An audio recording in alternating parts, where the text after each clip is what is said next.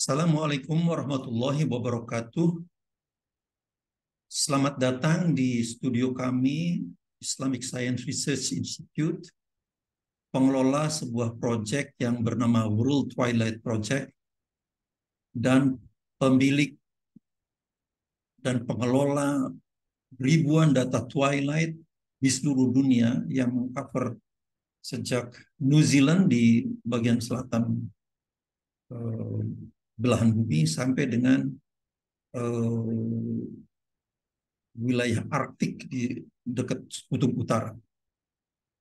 Data twilight itu akan digunakan untuk menentukan kehadiran fajar global dan menghilangnya syafaq secara global eh, yang berlaku untuk seluruh dunia. Namun di samping proyek itu, proyek apa itu Twilight, pengelolaan data Twilight itu, kami juga meneliti tentang kalender Islam global. Nah, dalam beberapa minggu terakhir terjadi sebuah peristiwa yang sangat kurang elok lah untuk umat Islam di Indonesia, karena adanya ancaman pembunuhan seorang peneliti BRIN terhadap warga Muhammadiyah akibat perbedaan menentukan Idul Fitri yang lalu. Nah, eh,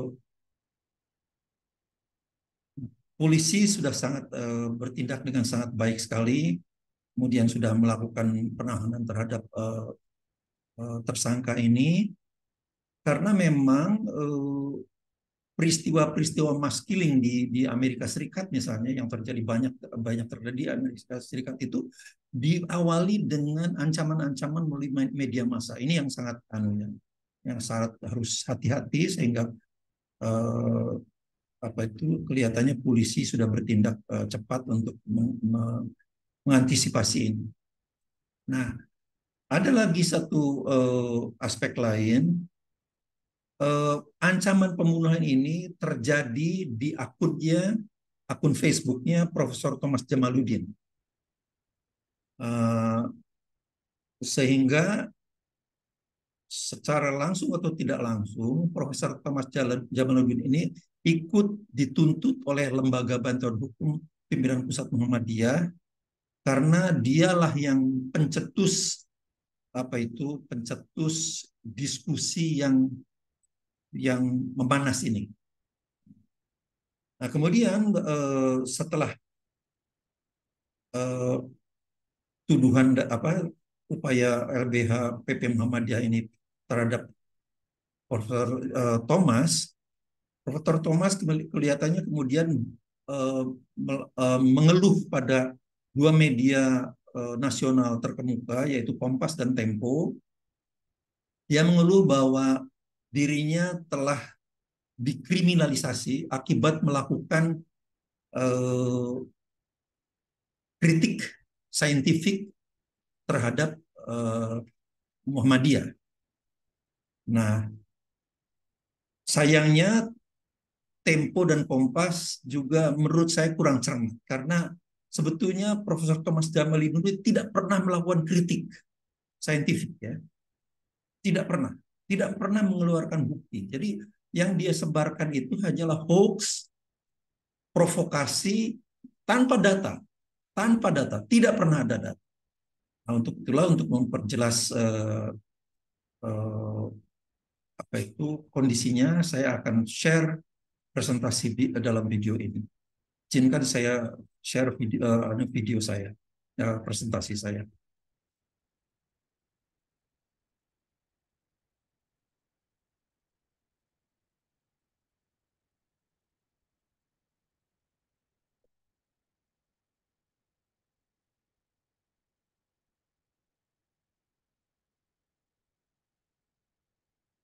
Video ini saya beri judul Hoax Ketinggian Hilal yang Membodohi Umat.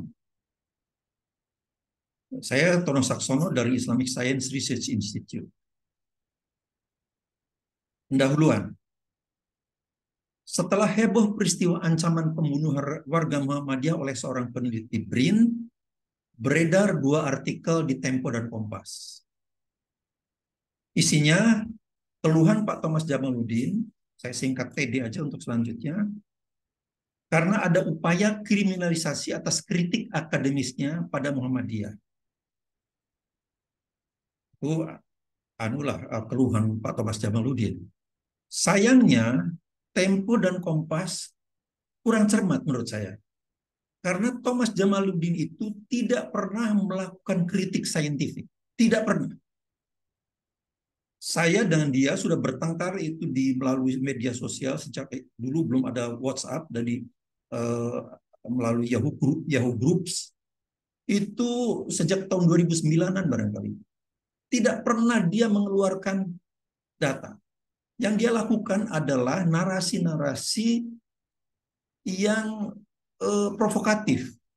Misalnya tentang pseudoscience lah, menuduh Muhammadiyah itu menerapkan pseudoscience, kemudian ilmu astronominya sudah usang, yang begitu-begitu saja, tapi tidak pernah memberikan bukti saintifik, tidak pernah. Jadi itu bukan kritik saintifik.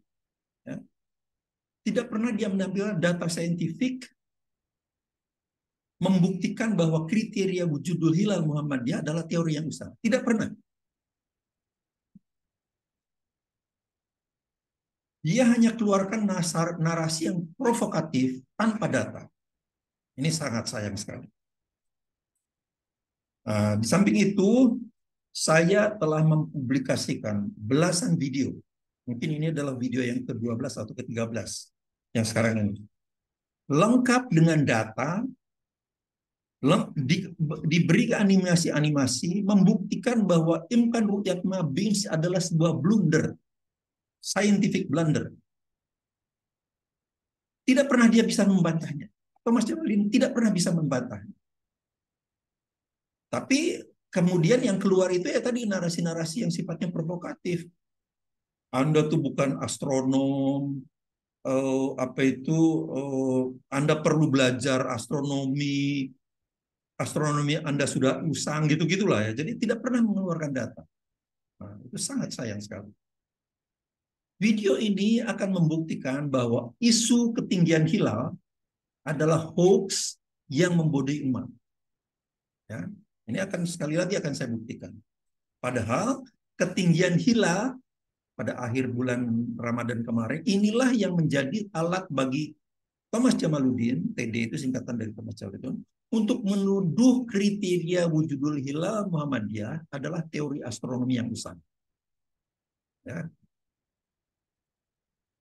Ketinggian hilal adalah parameter yang buruk.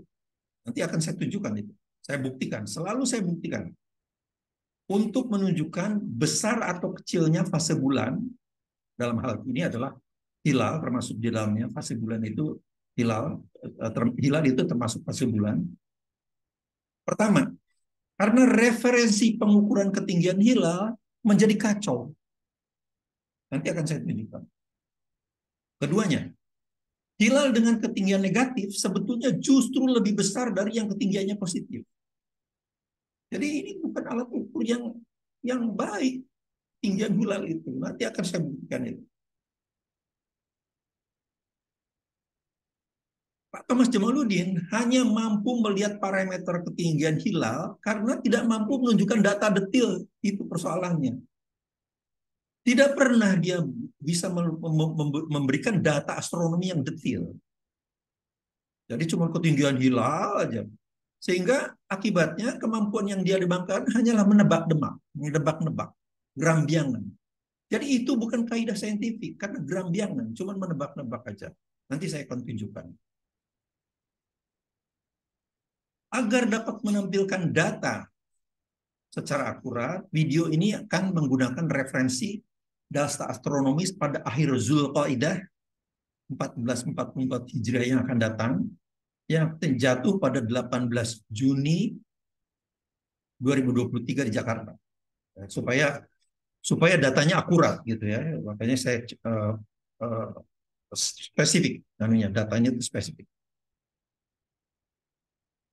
Apa sebabnya? Karena ada potensi besar terjadi perbedaan Idul Adha karena Kementerian Agama sekarang ini menggunakan kriteria New Mabims, Mabims baru, kriteria Mabims yang baru, yaitu 3 derajat ketinggian hilal dan 6,4 derajat elongasi. Nah, lagi-lagi ini ketinggian hilal ini yang bermasalah besar. Nanti akan saya tunjukkan bahwa ini adalah hoax. Saya telah buktikan bahwa kriteria ini adalah scientific blunder. Ya, saya sudah menerbitkan sekitar 12-an video, 11 atau 12 saya agak lupa. Silakan masuk ke YouTube, ketik nama saya, akan ada 12 video itu. Mungkin ini yang ke-13. Kriteria MK BIMS membelah umat Islam 11 kali selama 1440 Hijrah ini saja. Jadi selama tahun Hijriah ini, 1444 Hijriah, terbelah oleh Imkan Ru'yat Mabims itu, kriteria Imkan Ru'yat Mabims itu 11 kali. Luar biasa betul. Jadi ini berarti kesalahannya adalah 92%. Jadi ini betul-betul kriteria acak-adut ini. Kriteria blunder inilah yang dipertahankan mati-matian oleh Pak Thomas Jamaluddin. Dengan menyebar provokasi seolah-olah kriteria wujudat hilal itu usang. Tapi tidak pernah memberikan bukti. Bukti saintifik itu tidak pernah. Jadi menurut saya ini adalah siasat yang sangat busuk. Sangat busuk. Karena tidak mampu memberikan data saintifik, kemudian ilmu astronomi Muhammadiyah itu sudah usang. Itulah yang selalu dia anukan. Nah, sekarang saya akan tunjukkan ini. Grafik visibilitas hilal yang menyesatkan. Ini akan saya tunjukkan sebelumnya. Nah ini. Pak Thomas Jamaluddin ini selalu menggunakan ini. Ini adalah karya Muhammad Odeh dari Jordania. Softwarenya, aplikasinya bernama Accurate Times. Ini adalah peta visibilitas hilal pada 18 Juni 2023 yang akan datang. Tapi ingat, visibilitas peta ini sangat menyesatkan. Mengapa menyesatkan? Nanti akan saya tunjukkan. Pertama, grafik ini menyesatkan. Bertentangan dengan sains dan Al-Quran. Nanti akan saya tunjukkan. Bahkan bertentangan dengan akal sehat. Ya. Matahari memerlukan waktu sekitar 20 jam berjalan itu karena sebetulnya itu perjalanan semu. Akibat bumi itu berputar begini sehingga seolah-olah matahari itu mengelilingi bumi. Seolah-olah. Itulah namanya perjalanan semu. Jadi matahari itu memerlukan waktu sekitar 20 jam berjalan dari New Zealand di sini, terus berjalan sampai ke San Francisco. Perjalanan semu ya. Jadi mengapa seperti itu? Jadi kira-kira akan saya berikan gambaran seperti ini. Jadi peta ini dinamakan peta dengan dalam proyeksi Mercator. Jadi Mercator itu sebetulnya adalah aslinya adalah silinder seperti ini. Silinder ya. Sengaja ini saya saya agak ini ya. Saya agak jadi silinder seperti ini agak hilang-hilang di anunya. Jadi silinder seperti ini. Jadi mohon dibayangkan di dalamnya ini ada bola bumi. Bola bumi yang kemudian kalau dari kan buminya itu berputar seperti ini, jadi seolah-olah matahari itu berjalan sebaliknya. Itulah perjalanan semu matahari namanya. Nah, ketika maghrib di sini, di New Zealand ya, New Zealand itu kan di sini, New Zealand. Kemudian 2 jam kemudian dia maghrib di apa itu Australia. 3 jam kemudian maghrib di Jakarta. Jadi kalau jadi total dari New Zealand ke Jakarta ini kira-kira 6 jam. Jadi ketika di Jakarta katakanlah pukul 6, maghribnya pukul 6 sore, pukul 6 ya sore petang, itu di New Zealand sudah pukul jam 12 malam kan, karena perbedaan 6 jam. Jadi terus matahari itu berjalan sampai ke San Francisco. Jadi nah ini memerlukan waktu sekitar 12 jam. Nah persoalannya, betul pada saat maghrib tanggal 18 Juni 2023, ini ada anunya nih. Kalau merah itu impossible. Impossible artinya apa itu hilal dapat kelihatan itu impossible. Kemudian no color yang ini putih ini adalah not possible. Jadi, kalau mungkin dalam bahasa Indonesia agak susah ya, tapi ini impossible, yang ini not possible. Yang putih ini, dari bagian yang putih ini. Kemudian yang blue, yang biru ini memerlukan optical aid. Jadi memerlukan anulah, mungkin ada bantuan optis lah, misalnya saya teropong dan sebagainya.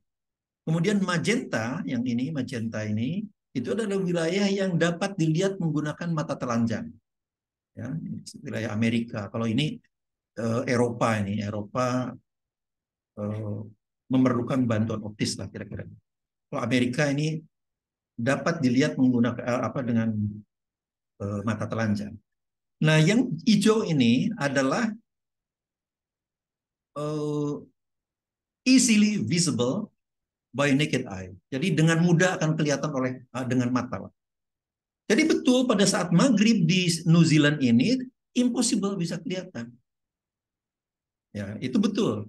Tapi persoalannya karena matahari berjalan 20 jam sampai ke sana, ketika maghrib di San Francisco, di New Zealand itu sudah 20 jam yang lalu kan. Jadi kalau di sini sudah merah, sebetulnya di New Zealand sudah tidak putih lagi. Itu persoalannya.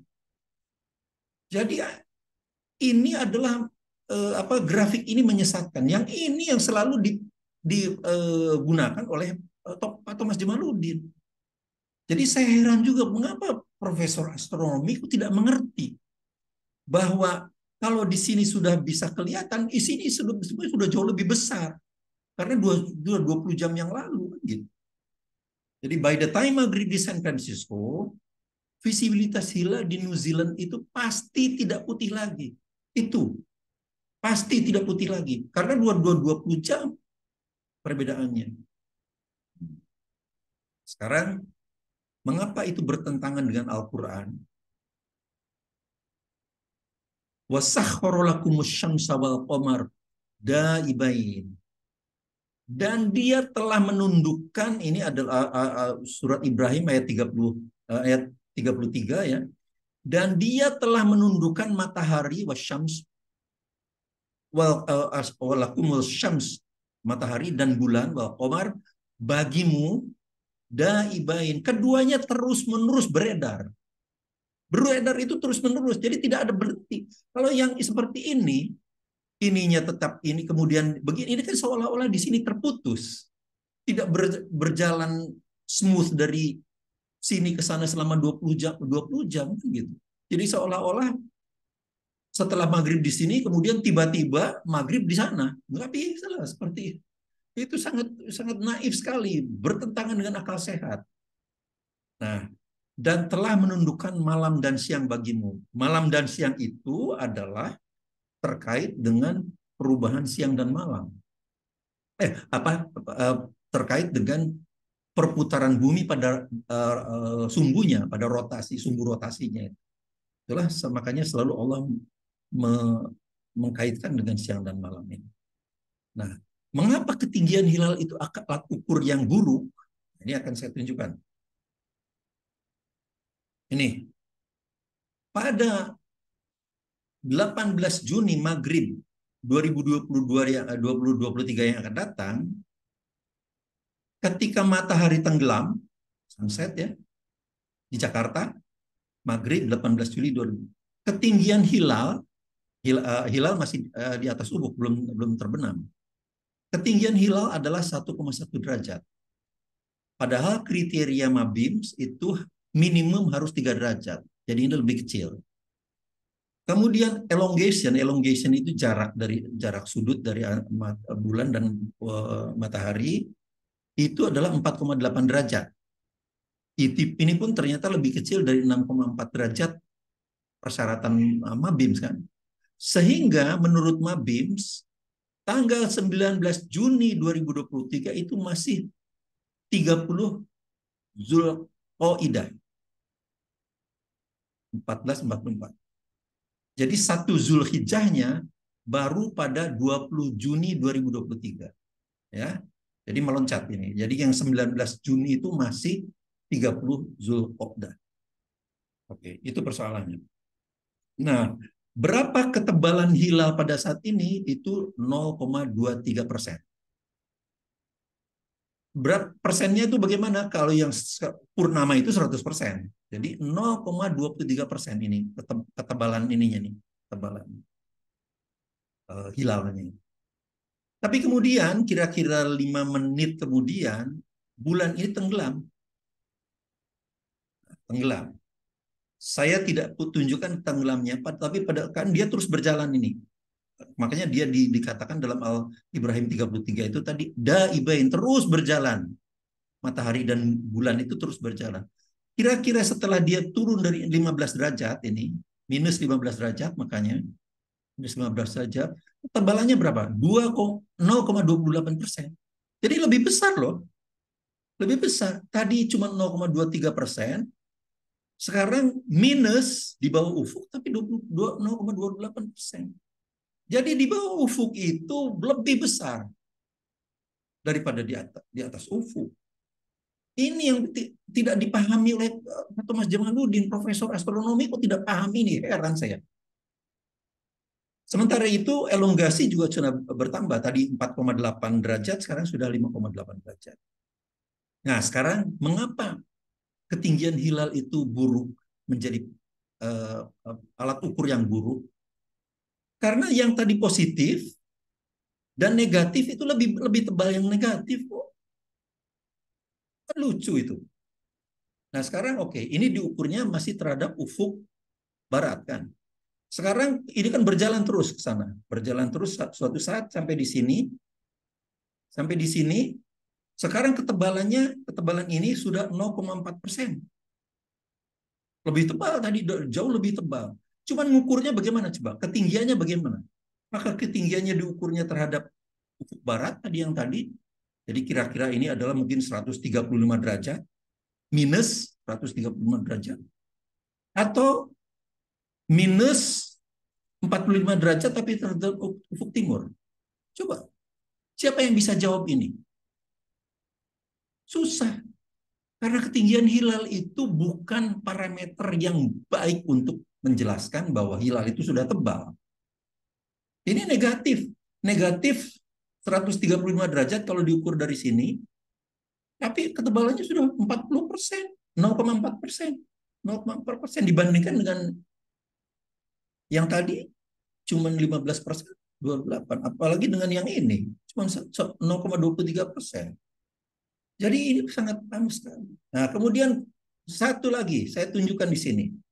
Ketika dia sudah terbit di ufuk timur, ya di ufuk timur, ini kan ufuk barat, ini ufuk timur.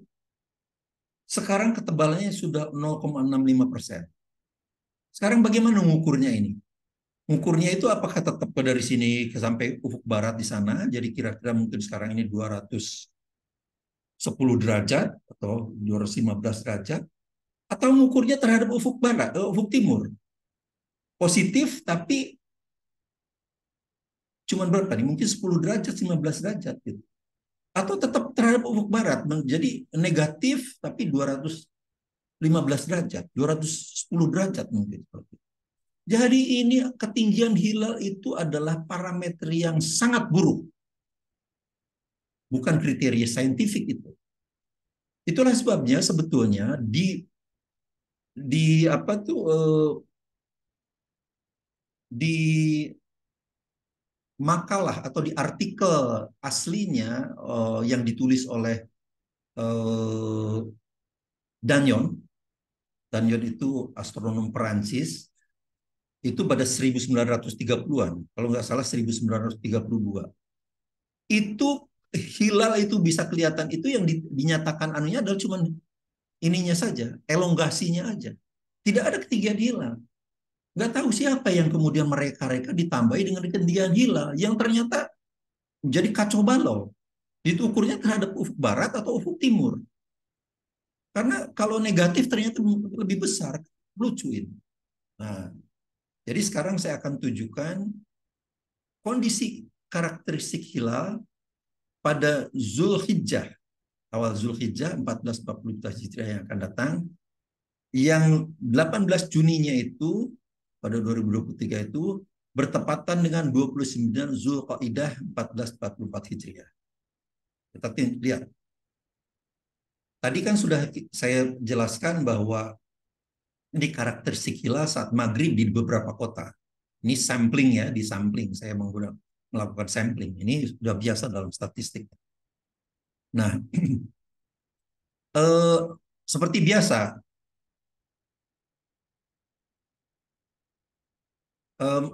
maghrib itu kan terjadi di timur dulu, di Gisborne.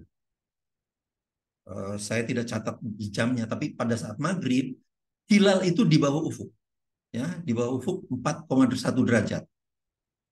Kemudian 3 jam kemudian, ya, 3 jam karena apa? Karena ini GMT plus 12 di Kosai, Kosai itu di Jepang, itu GMT plus 9. Jadi 3 jam kemudian, maghrib di Kosai.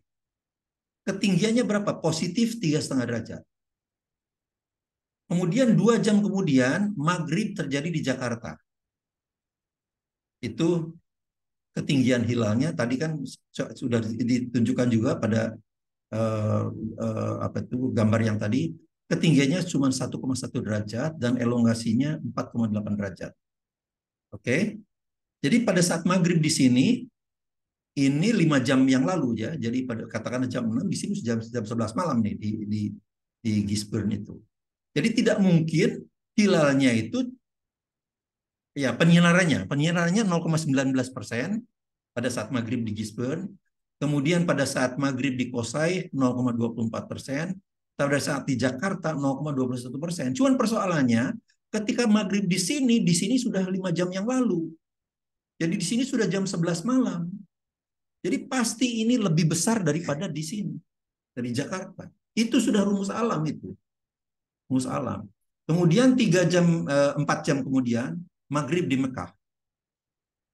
Ketebalan hilalnya, ketinggiannya 5,5 derajat, elongasinya 6,1 derajat, dan penyinarannya 0,25%. Kalau menggunakan kriteria Mabims, seluruh ini dari Gisborne sampai dengan Mekah, itu Zulhijjahnya adalah masuk pada 20 Juni 2029. Ya, karena tanggal 19 Juninya adalah masih 30 Zulqaidah. Oke, baru mengapa ini ketiganya memang 5,5 derajat, tapi ini kurang dari 6,4 derajat. Jadi kalau kriteria Mabim dari sini sampai ke sini 20 Juni, baru dari sini ke sana ke barat itu 19 Juni. Nah, ini ngaconya sudah mulai kelihatan ngaco ini. Masa di Jakarta yang seharusnya sholat subuh di Jakarta itu bukan sholat subuh aja, semua sholat setiap hari itu, kalau di sini sholat subuh, kira-kira 12 jam kemudian, atau dalam hal ini 14 jam ya, 14 jam kemudian, baru orang San Francisco itu sholat subuh. Di hari yang sama ya. Nanti di sini duhur, 14 jam kemudian baru di sini duhur. Tapi dengan seperti ini, selama selama Zulhijjah, kita jadi terbalik. Di Jakarta itu harus menunggu kira-kira berapa ini ya? 14, jadi 10 jam di belakang orang San Francisco. Orang San Francisco dulu sholat subuh, kita baru kira-kira 10 jam kemudian. Wah, ini kan kacau balau. Jadi ini tren Mabims ini kacau balau, acak adut betul. Inilah yang saya maksud dengan bahwa diperlukan waktu 20 jam dari matahari untuk berjalan dari Gisborne sampai San Francisco karena ini GMT plus 12 di sini GMT minus 9 minus 7. Jadi perbedaannya 19 jam ya. Maaf ya 19 jam bukan 20 jam. Jadi itu anehnya. Nah, kemudian saya akan tunjukkan animasi pertumbuhan fase bulan dan itu saya mengutipnya dari Al-Quran Al-Baqarah 189 kalau nggak salah. 189 atau 187. Yas'alunaka anil ahillah. Mereka bertanya kepadamu tentang ahillah. Ahillah itu fase bulan. Kalau kita lihat di asbabun nuzulnya ini bukan hilal, bukan hilal-hilal, bukan jamaknya hilal, tapi ahillah itu adalah fase bulan. Jadi para sahabat pada saat itu bertanya, apa sih kenapa sih bulan itu tadinya kecil, kemudian membesar menjadi purnama, tapi setelah purnama kemudian mengecil lagi. Itu fase bulan namanya. Kemudian Allah memerintahkan pada Muhammad, pada Nabi, katakanlah itu ada hiya itu adalah tanda tata waktu linasi bagi manusia. Artinya linas itu untuk manusia tidak pandang agamanya. Semua manusia untuk keperluan muamalahnya wal haj baru ini untuk keperluan ibadah. Jadi itu yang aneh. Sekarang akan saya tunjukkan aninya. Bagaimana animasinya itu. Jadi bagaimana animasi fase-fase bulan itu. Ada dua animasi yang saya tunjukkan. Pertama animasi yang saya buat, ya Islamic Science Research Institute saya buat sendiri. Tapi tentu saja ini tidak terlalu canggih lah, tidak terlalu canggih, tapi ya lumayan juga lah untuk menunjukkan pendidikan atau untuk mendidik umat bahwa itu terjadi apa itu proses pertumbuhan hilal itu seperti itu. Mengapa saya tidak terlalu canggih ya karena data risetnya juga cuma sisa-sisa uang pensiunan saya kan, tidak ada yang membiayai saya. Ya, jadi bahkan Muhammadiyah juga tidak membiayai riset saya ini kan. Jadi ya seanunya lah, tapi cukup lumayan juga lah. Yang keduanya adalah animasi karya Department of Astronomy University of Nebraska di Lincoln. Nah, tentu saja kalau ini cukup canggih lah karena dia kan universitas besar di Nebraska di Amerika Serikat kan. Nah sekarang akan saya tunjukkan dulu yang ini. Nah,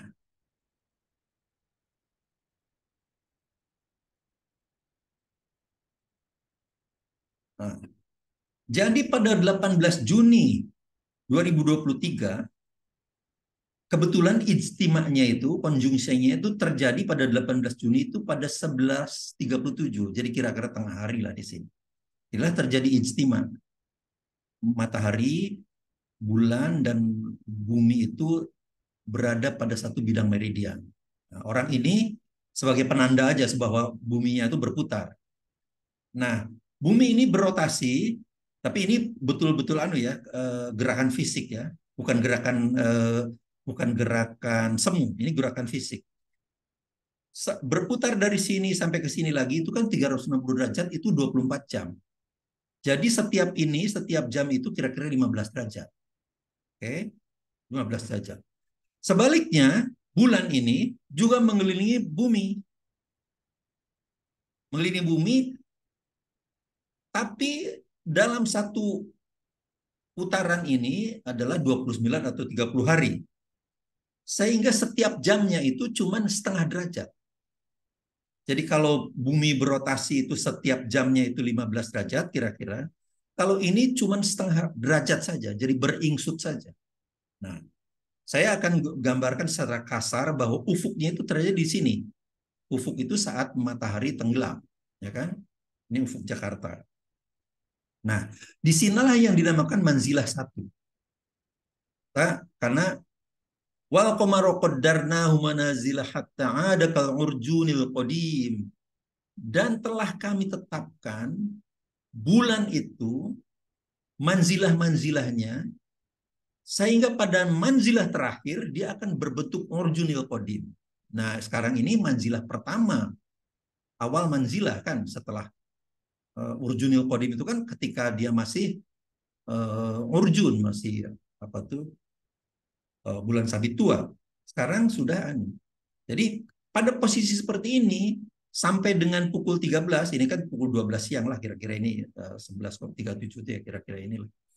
Sampai 13 itu penyinaran bulan itu 0,1 sampai 0,13%. Ini ya akurat ya, ini data akurat. Jadi ini saya hitung secara astronomis. Kemudian dia itu bergerak. Ini manzilah pertama pada antara ini sama ini. Kemudian manzilah kedua, maaf, manzilah ini masih manzilah pertama, tapi dari sini ke sini udah 0,13% sampai 0,14%. Semakin membesar ini, semakin membesar 0,14% sampai 0,16%. Semakin membesar 0,16% sampai 0,18%. Yang 100%-nya itu ketika purnama, ya. Oke, jadi kelihatan ini membesar kan sebetulnya. Meskipun tambah membesar, orang ini di Jakarta tidak akan mungkin bisa melihat hilal ini. Karena apa? Karena terang benderang. Orangnya masih terang benderang di sini, masih siang hari kan gitu. Anda perhatikan juga ini beringsut sedikit sekali. Nah ini beringsut sedikit. Karena cuma setengah derajat saja setiap jamnya. Kalau ini 15 derajat, tambah ini cuma setengah derajat aja kira-kira. Terus. Nah, baru pada maghrib, nah seharusnya orang ini bisa melihat hilal sekarang. Karena dia sudah memasuki malam. Tapi ketinggian hilalnya itu tadi, seperti tadi. Cuma 1,1 derajat dan elongasinya 4,8 derajat. Kata Mabims ini tidak memenuhi syarat kan gitu. Jadi harus ditunggu sampai lebih dari 3 derajat, yang ini lebih dari 6,4 derajat. Nah, tapi coba perhatikan ini. Setelah maghrib ini kan 0,23% sampai 0,25%. Ketika di sini ini membesar. Sekarang 25% sampai 0,28%. 0,25% sampai 0,28%. Terus membesar. 0,8 sampai 0,32. Tapi sekarang bagaimana? Apakah orang ini bisa melihat ini? Tidak bisa karena sekarang sudah tertutup oleh bola bumi. Sudah malam hari ini kan gitu. Artinya bulan sudah tenggelam. Bulan sudah tenggelam. Nah, kemudian terus membesar. Jadi bisa kelihatan bahwa meskipun sekarang ini ketinggiannya negatif di bawah ufuk bagi orang ini ya, negatif. Ini kan semakin membesar ini. Semakin membesar, ini sudah mulai masuk ke 19 Juni. Karena sudah tengah malam kan gitu. 19 Juni terus membesar. Membesar. Baru kemudian pada kira-kira pukul 6 pagi matahari sudah terbit lagi. Ini sudah kelihatan kan dari oleh ini. 6 pagi. Ketinggian presentasi hilal sudah besar sekali, 0,78 sampai 0,85%. 0,78 sampai 0. Tapi apakah ini kelihatan? Tidak kelihatan.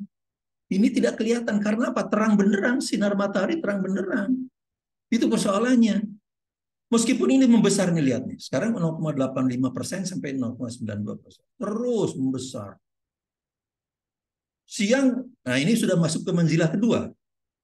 Ya kan? Karena tadi manzilah pertama kan dimulai pada tengah hari. Ini sekarang sudah masuk ke manzilah kedua.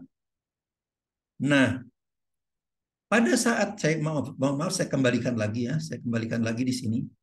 Pada saat dia di sini atau di sinilah gitu ya. Pada saat dia di sini di bawah ufuk, di Mekah itu maghrib.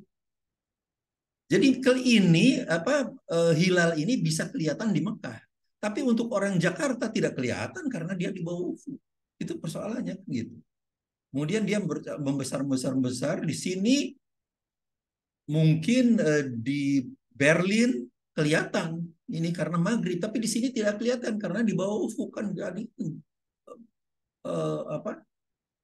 bulannya kan ada di balik bumi ini, nggak kelihatan.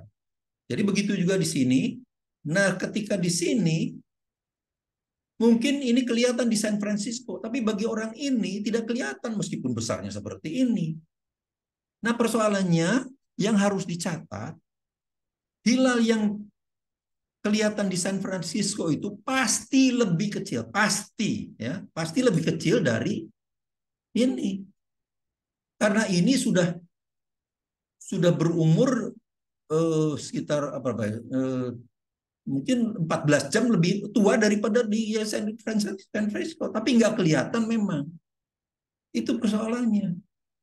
Nah, kemudian tengah hari, ini udah masuk ke manzilah kedua, terus baru kemudian maghrib berikutnya, ini sudah 19 maghrib, 19 ini ya, 19.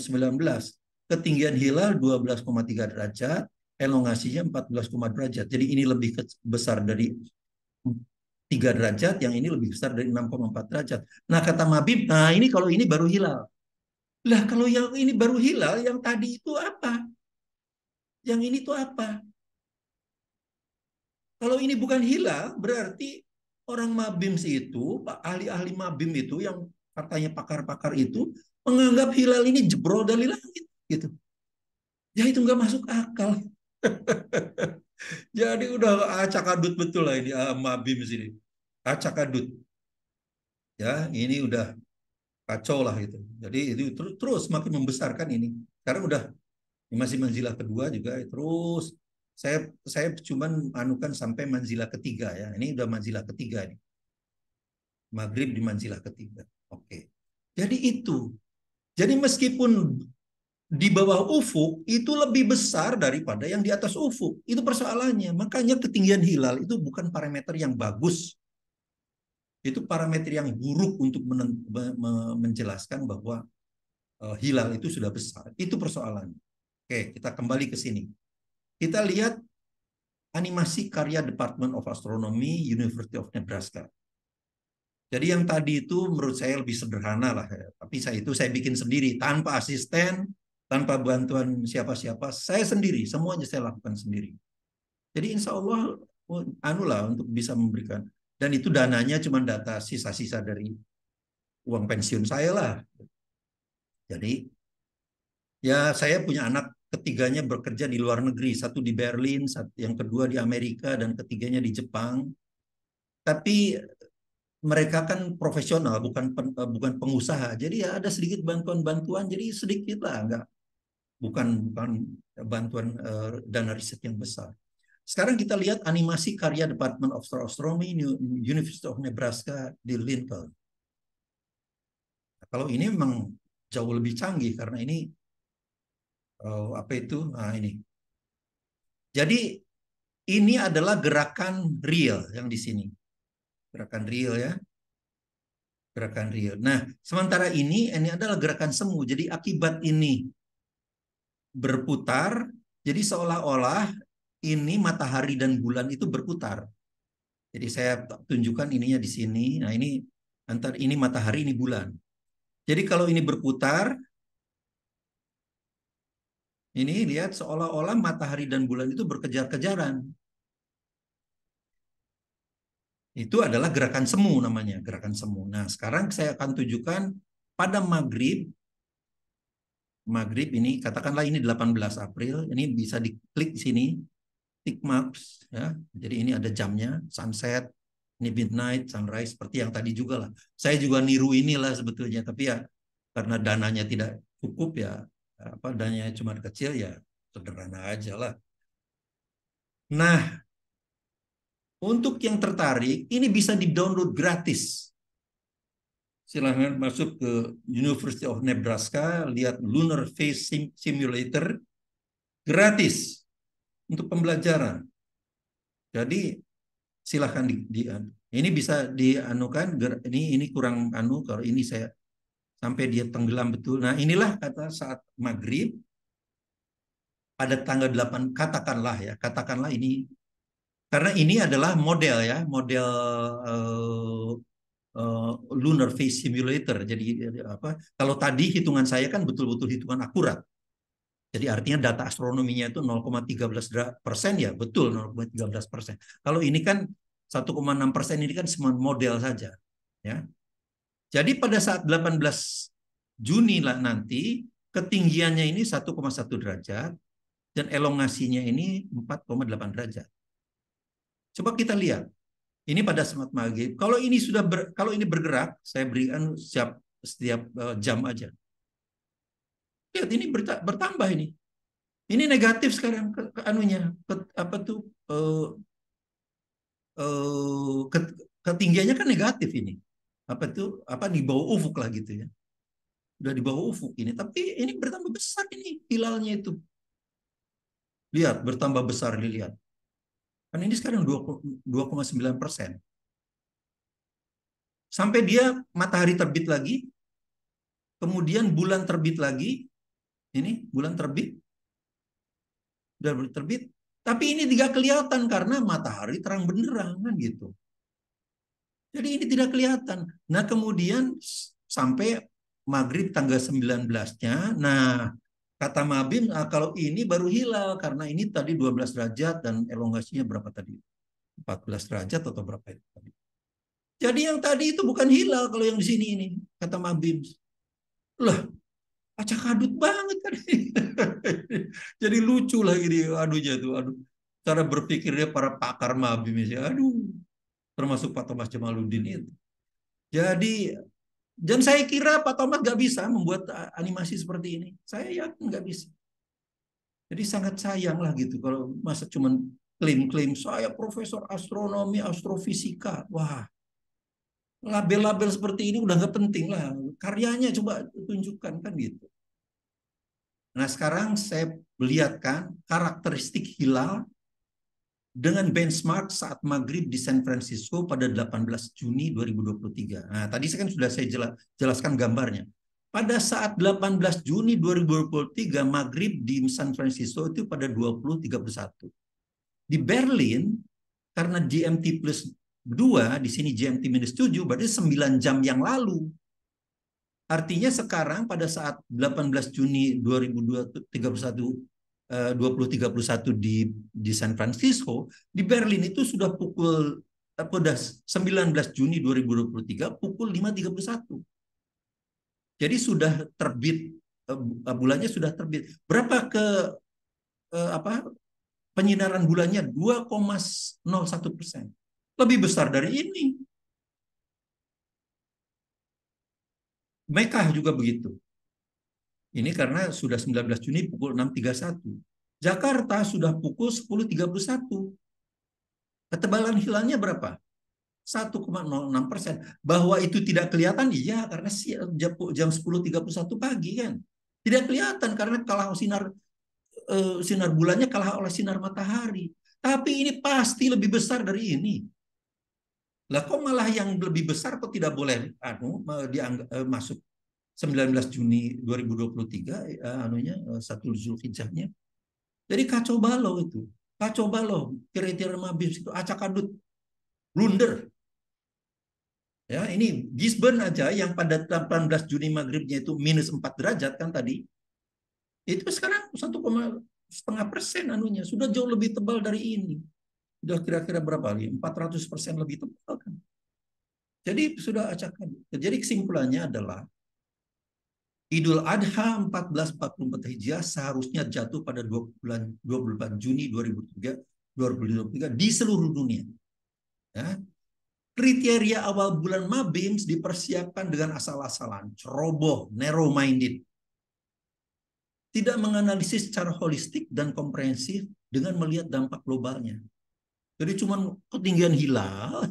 Jadi, aduh, padahal ketinggian hilal ada saya buktikan bukan parameter yang bagus.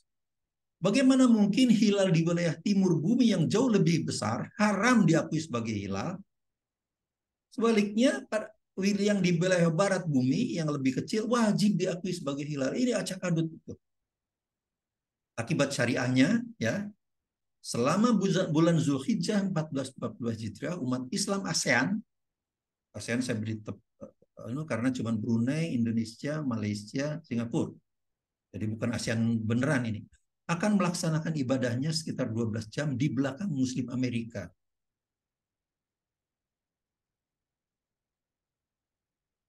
Idul Adha, Idul Adha umat Islam ASEAN juga sekitar 12 jam di belakang Muslim Amerika. Seharusnya 12 jam di mukanya. Karena kita di sebelah timur kan. Jelas ini merupakan scientific blunder. Blunder yang dibungkus dengan kaidah-kaidah saintifik amatiran. Ketinggian hilal lah, padahal pada ketinggian hilal itu buruk, bukan parameter yang benar lah. Pak Temas Jamaluddin berkomentar begini, ada organisasi Islam, saya tidak usah sebutkan namanya, silakan dicari sendiri, tertentu di Indonesia dan juga pemerintah Malaysia sudah meninggalkan wujudul hilal. Loh, yang jadi ukuran organisasi Islam ini, kenapa Malaysia yang jadi ukuran? Jawaban saya, kalau ada yang mau dibodohi oleh provokasi Anda tentang ketinggian hilal, ya bukan tanggung jawab kami toh. Ya itu tanggung jawab dia lah. Kita tidak peduli, kita hanya berusaha menyadarkan ketinggian hilal itu bukan parameter yang benar, karena ketinggian hilal yang negatif hilalnya bisa lebih tebal kan, itu saya tunjukkan. Yang jelas kami tidak mau dibodohi oleh provokasi yang hanya berdasarkan kira-kira dan gerambiangan yang dilakukan oleh Pak Thomas Jamaluddin itu. Kami menganalisis semua fenomena alam ini dengan sangat cermat. Ya, tidak mau kita cuma dipaksa-paksa. Jadi Anda tidak punya hak untuk paksa kami percaya pada omong kosong Anda itu. Waduh, betul-betul luar biasa. Jangan, saran saya, udah jangan gunakan lagi ketinggian hilal karena ini parameter yang buruk tadi sudah saya jelaskan. Hilal di bawah ufuk justru jauh lebih besar daripada hilal di atas ufuk. Itu sudah saya jelaskan. Ada animasinya juga. Yang tidak tampak juga mungkin lebih besar dari yang tampak. Tidak tampak itu bisa di bawah bumi, tertutup oleh bulan bumi, atau karena di siang hari tidak kelihatan karena kalah oleh sinar matahari kan. Nah, sekarang harus saya ingatkan Pak Thomas Jamaluddin, rakyat telah membayar pejabat seperti Anda, seperti Pak Thomas Jamaluddin, melalui pajak.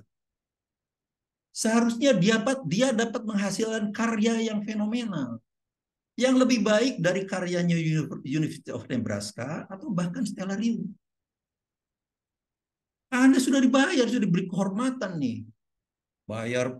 Kita bayar pajak, semua pajak lah, beli beras kena pajak, beli gula kena pajak, beli mobil kena pajak, rumah kena pajak, PBB. Jadi sebagian Anda menikmati itu menjadi aduh, jadi Anda harus menghasilkan karya yang fenomenal. Jangan cuman bolak-balik cuman astronomi usang, mana karyanya. Oh, cuman mampu memproduksi noise, kebisingan, hoax, kebohongan, dan provokasi. Jadi kalau saya menyarankan, silakan Tempo dan Kompas selenggarakan debat terbuka.